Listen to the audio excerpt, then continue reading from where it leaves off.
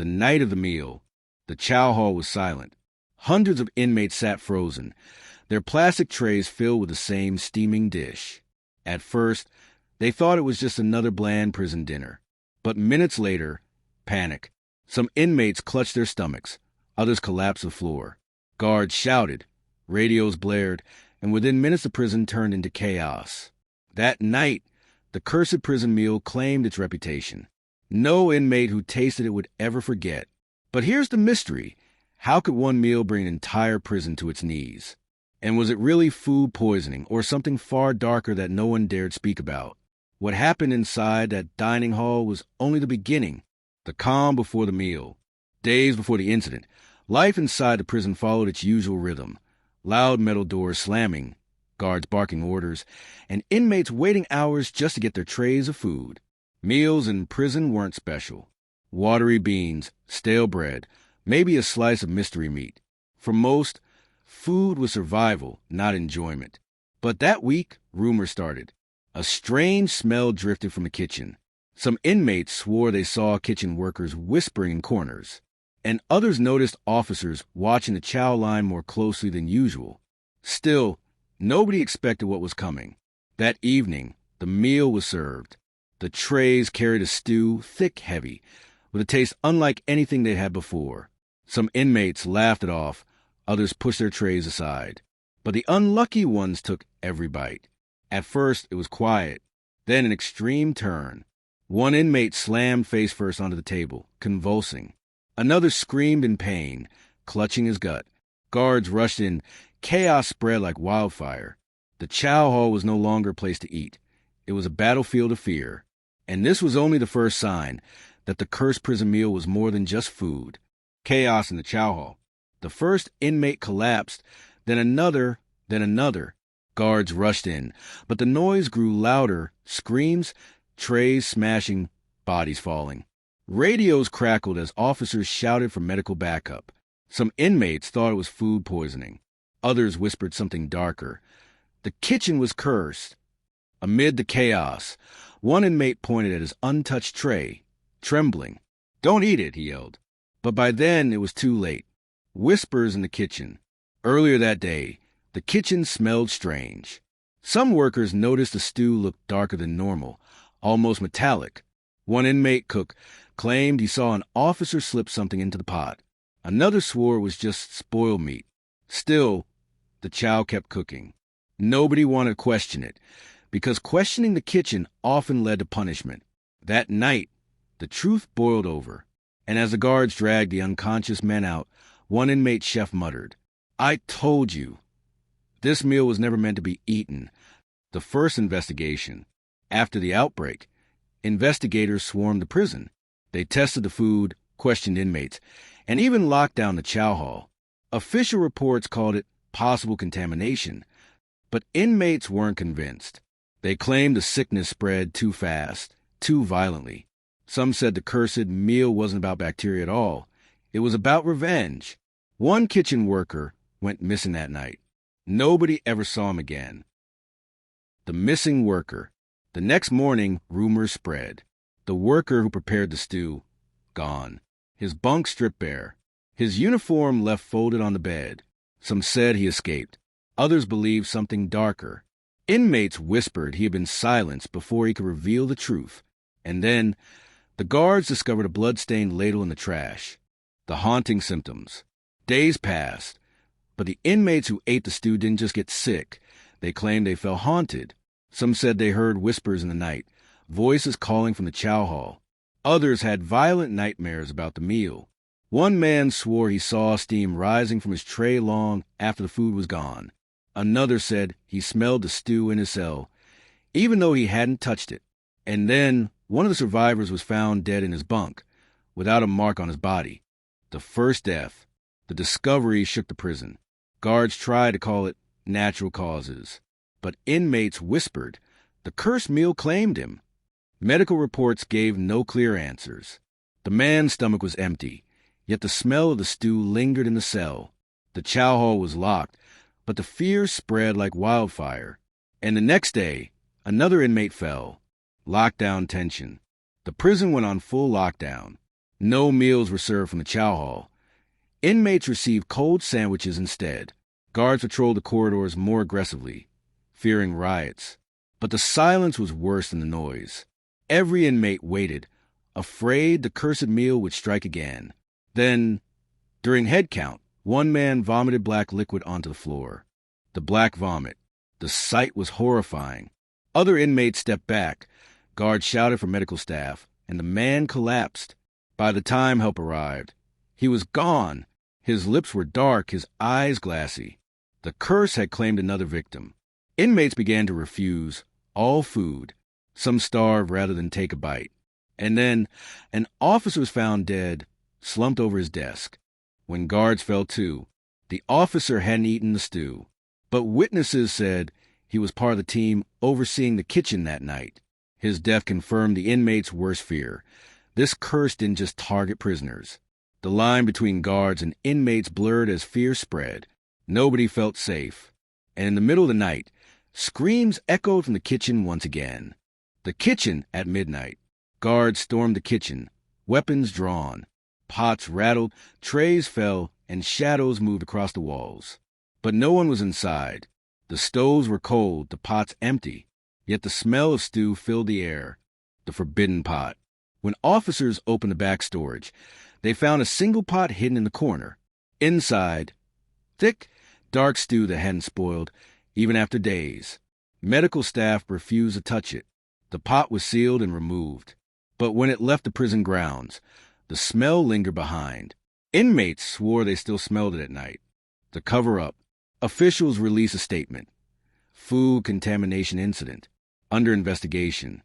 But inside, inmates knew it wasn't that simple. The prison tried to bury the story, but whispers grew louder. Some said the cursed meal was part of an experiment.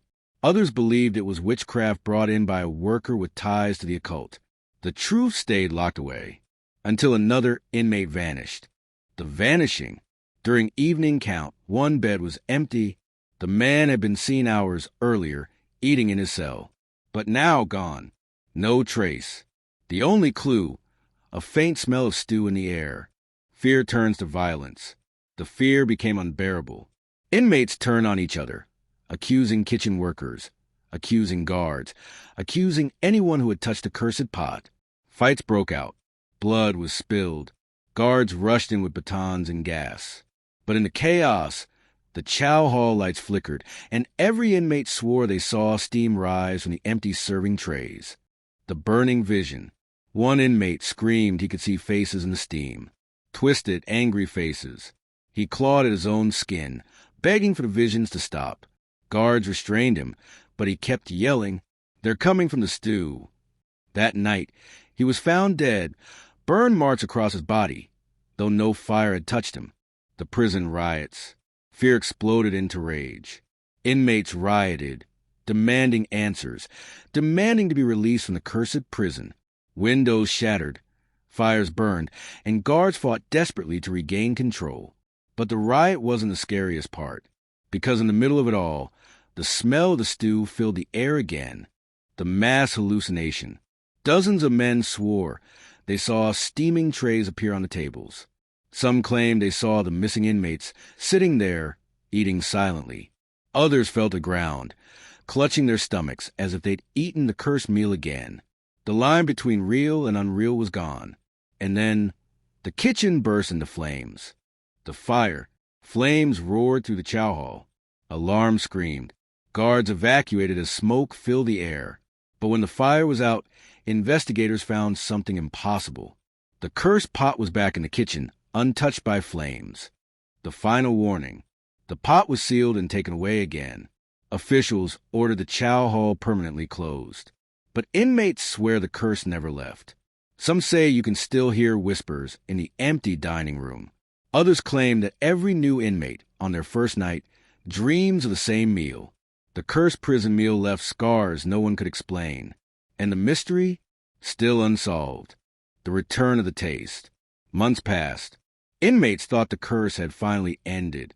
Meals were simple again, bread, beans, and rice. The chow hall remained closed. But then it started. Inmates who had never touched the cursed meal claimed they could taste it in their mouths. Metallic, bitter, impossible to swallow. One man spat blood on his bunk. Another said his tongue burned like fire. The curse had returned without the food. The ghost in the hall. During a late-night guard patrol, officers reported seeing a figure sitting at one of the tables in the sealed chow hall. When they entered, the room was empty, but in the middle of the table sat a steaming tray of stew. The cameras caught nothing. Yet the guard swore it was real. The tray vanished before morning. The survivor's warning. One of the few inmates who had lived through eating the cursed stew was transferred out. Before leaving, he shouted to the others, "Don't eat what they give you. It's not food anymore." Weeks later, word came back. He died suddenly in another prison. Cause of death, stomach rupture, with traces of a dark substance inside. The forbidden storage room. During renovations, workers stumbled on a locked storage room beneath the chow hall. Inside, crates of old kitchen supplies and the same cursed pot hidden again. It was covered in dust, but when touched, it was warm. That night, every inmate in the cell block woke up screaming, clutching their stomachs. The final curse. The prison believed it was over. The cursed pot was dragged into the furnace, melted under fire hotter than anything inside the facility. Workers cheered, thinking they had finally broken the curse. But when the molten metal cooled, the outline of the pot was still there, solid, whole, untouched by flames. The men who witnessed it refused to come back to work. And deep inside the walls, the bubbling sound returned. The aftermath silence. For a brief moment, the prison grew unnaturally quiet. Inmates sat in their cells, refusing their meals. The guards, usually loud, grew tense and whispered in corners. The chow hall remained locked, chains wrapped around its doors. But silence didn't mean safety. That silence was only the calm before the next strike. The return of nightmares. It started slowly. Inmates tossed in their bunks at night, sweating, gasping, and clutching their stomachs. Then it spread. Entire cell blocks screamed together in the middle of the night, as if they were sharing the same nightmare. And every one of them said it was the same vision. The cursed prison meal, steaming in front of them, waiting to be eaten. The guard's confession. One guard, unable to keep a secret, wrote in his notebook late one night. His hands shook as he scribbled a single line. It wasn't contamination. We were warned. The next morning, he didn't show up for roll call. His bunk was empty, his notebook gone. The hidden files, deep in the archives, hidden among dusty boxes, was a folder marked Kitchen Incident, sealed. Inside were photos and reports from years ago. Shockingly, the cursed pot had appeared before, in another prison, in another time. The same stories, the same sickness, the same mysterious disappearances. The curse wasn't new. It was only visiting again. The forbidden transfer. To stop the panic, officials decided to remove the pot once and for all. They loaded it into an evidence crate, chained it shut, and put it in a convoy of vans under heavy guard. The vans drove into the night, but witnesses said they heard rattling from the crate. Some swore they heard bubbling. And by morning, the van carrying the pot never arrived. It disappeared from the road completely. The prison chapel rumors. With fear rising, inmates turned to the prison chapel for answers. Some whispered the curse wasn't sickness, but something unholy. During prayer, a candle flickered out on its own. Inmates swore they saw shadows moving across the pews. Even the chaplain refused to go near the chow hall after that. The marked survivor, one of the few men who had eaten the cursed meal, lifted his shirt one morning. Across his stomach were marks that looked like burns, fresh, raw, and painful. Later that night, guards found him in front of a cracked mirror. His lips were dark, stained, as if he had just finished eating stew. But no food had been given to him that day. The warden's breakdown. The warden, once confident and proud, locked himself in his office with a bottle of whiskey. He whispered to himself, stared at old photographs, and finally admitted what others feared. The pot, it can't be destroyed, he muttered. It always comes back. From that night on, the warden refused to eat anything from the prison kitchen. The sealed dining hall. The chow hall was officially abandoned. Chains bound the doors. Locks sealed it tight, and guards patrolled to make sure nobody entered. But inside, dust settled over broken chairs and flipped tables. On one table sat a tray, cold, silent, yet still filled with stew. The Last Supper. One inmate was found dead in a cell. A tray of stew was spilled across the floor, but none had been served that day. When guards tried to move the body, they swore the air grew hot, and the faint smell of bubbling stew filled the cell block. The cursed meal had returned once again, serving itself to its next victim, the guard who tasted it. A young guard laughed at the rumors. To prove everyone wrong, he took a spoonful from the tray found in the dead inmate cell. Minutes later, his laughter turned into choking.